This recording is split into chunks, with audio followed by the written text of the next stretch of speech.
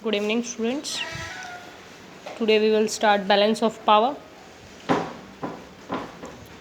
Balance of power means power को balance करना, power को कंट्रोल करना, किसी एक कंट्री को ज़्यादा पावरफुल ना बनने देना कि दूसरे के साथ राइवलरी हो जाए, दुश्मनी हो जाए या दूसरे को अंडर एस्टिमेट कर सके।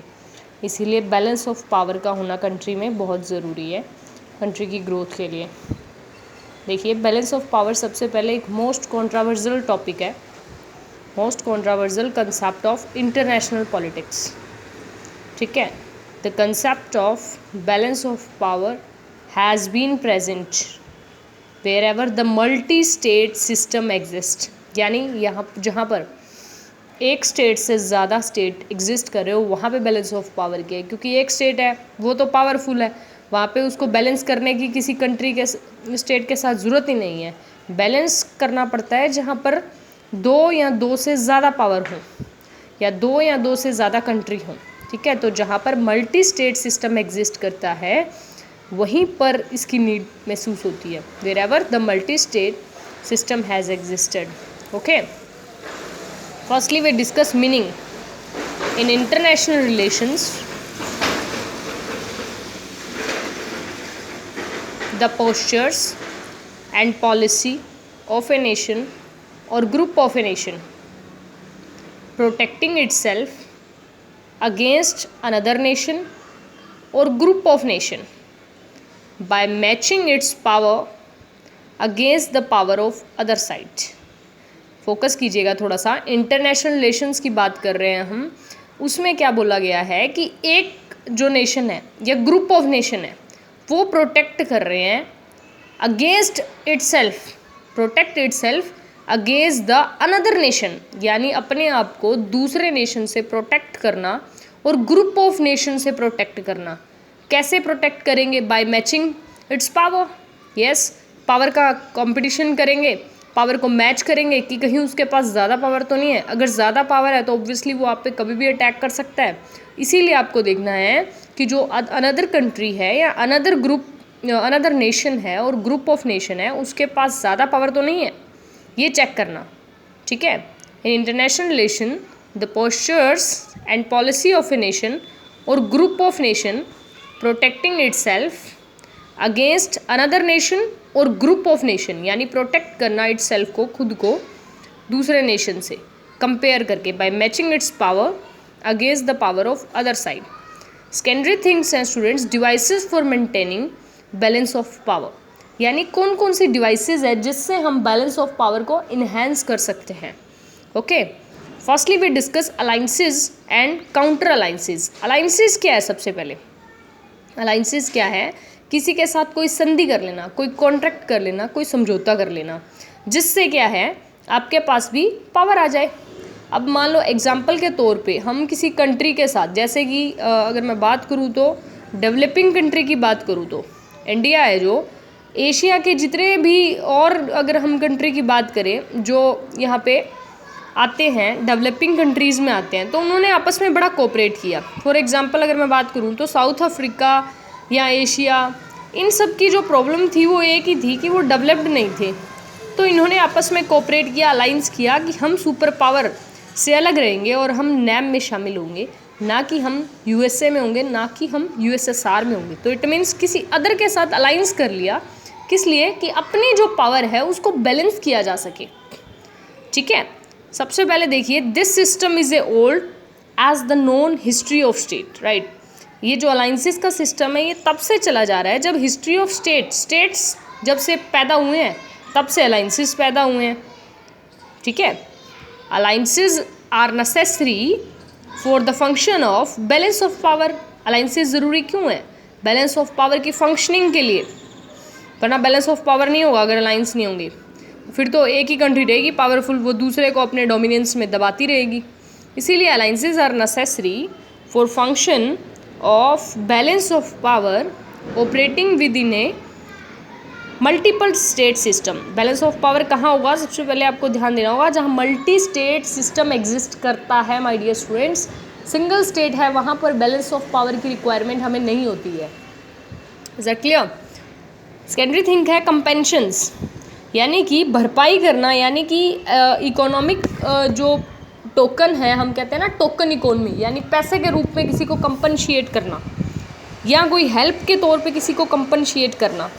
तो ये कंपनशिएशन भी बहुत ज़रूरी है। कहते हैं compensations involve a redistribution of territory, यानी कि टेरिटरी का दोबारा रीडिस्ट्रीब्यूशन करना। किस वे में?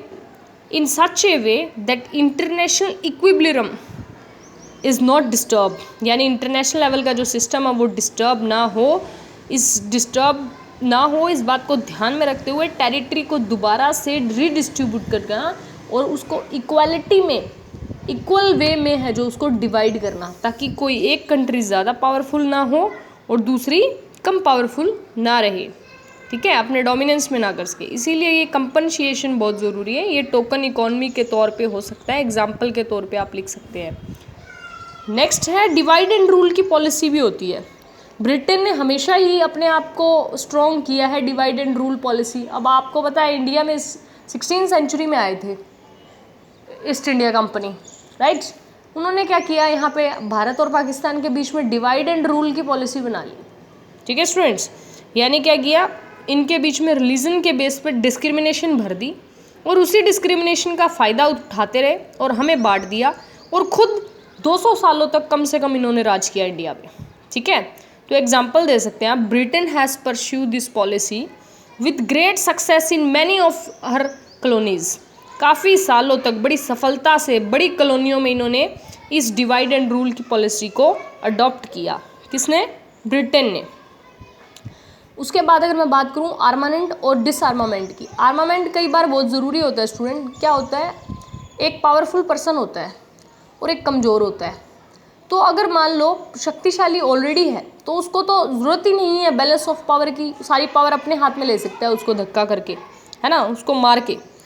तो वहाँ पर आर्मामेंट बड़ा ज़रूरी हो जाता है कि हथियार उठाने पड़ते हैं छोटे को भी, उसको बड़े को हराने के लिए।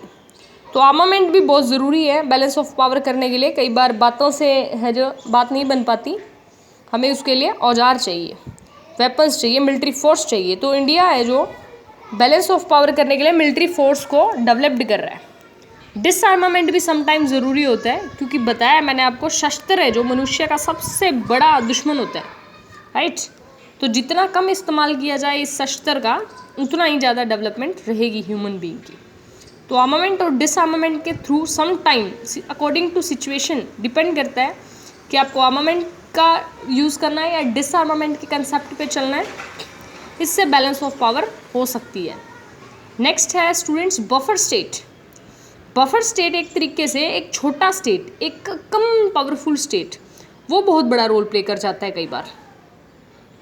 अब किस तरीके से वो प्ले करेगा, वो क्या करेगा, दो राइवलरी है जो पावर राइवलरी है, जैसे कि यूएसए और यूएसएसआर थी ड्यूरिंग कोल्ड वॉर, ठीक है। तो इंडिया एक तरीके से उसमें बफर स्टेट ही था, जो नॉन अलाइनमेंट के कंसेप्ट को उसने इस्तेमाल किया, ठीक है। उसने जो है, अब यूएसएसआर चाहता था फ्रेंडशिप ट्रीटी इंडिया उसके साथ करे, यूएसए चाहता था उसके साथ करे। तो एक बफर स्टेट आके इन दोनों को जो है अनफ्रेंडली जो रिलेशंस हैं उसको कहीं ना कहीं पीसफुल इन्वायरमेंट देने में बड़ा कंट्रीब्यूशन है, ठीक है। यानी कि एक कमज़ोर, कभी तीसरा जो इंसान होता है वो युद्ध को रोक सकता है, वॉर को है जो मिनिमाइज़ कर सकता है वॉर की सिचुएशन को। देखिए सबसे पहले इसकी डेफिनेशन नोट कर लीजिए आप। The function of such a buffer state is to keep the large unfriendly power apart and thus minimize the chances of war between them। यानी क्या है, जो दो राज्य हैं उनके बीच में वॉर के चांसेस को मिनिमाइज करना, कम करना, बफर स्टेट एक ऐसा रोल प्ले करता है। क्या है, ऐसा रोल प्ले करता है। नेक्स्ट है इंटरवेंशन और नॉन इंटरवेंशन। कई बार क्या होता है, दखलंदाजी से कुछ चीज़ें सुलझाई जाती है, तीसरा पर्सन दखलंदाजी करे तो दो लोगों का जो युद्ध है वो टल जाता है। बट समटाइम नॉन इंटरवेंशन का कंसेप्ट भी अडॉप्ट करना पड़ता है। तो इंटरवेंशन से भी बैलेंस ऑफ पावर होती है समटाइम, और नॉन इंटरवेंशन से भी, ठीक है। अब एग्जाम्पल है कि जब बांग्लादेश में क्राइसिस आए थे तो इंडिया ने इंटरवेंशन करके बांग्लादेश में यानी मेरा मतलब है जो ईस्ट पाकिस्तान है, जो बांग्लादेश बनाया इंडिया ने, ठीक है, इन 1948। ओके, तो इंडिया के इंटरवेंशन से ही बांग्लादेश में स्ट्रगल है जो वो कम हुआ। तो कई बार इंटरवेंशन से भी ये प्रॉब्लम्स हैं जो वॉर की, इनको सॉल्व किया जाता है और पावर को जो बैलेंस किया जाता है ताकि युद्ध टल सके। तो ये कुछ डिवाइसेस हैं इसकी, alliances, counter alliances, compensation, divide and rule, armament, disarmament, buffer state, intervention, non intervention. I hope समझ में आया होगा। कोई डाउट हो तो आप व्हाट्सएप पे मैसेज कर सकते हैं मुझे।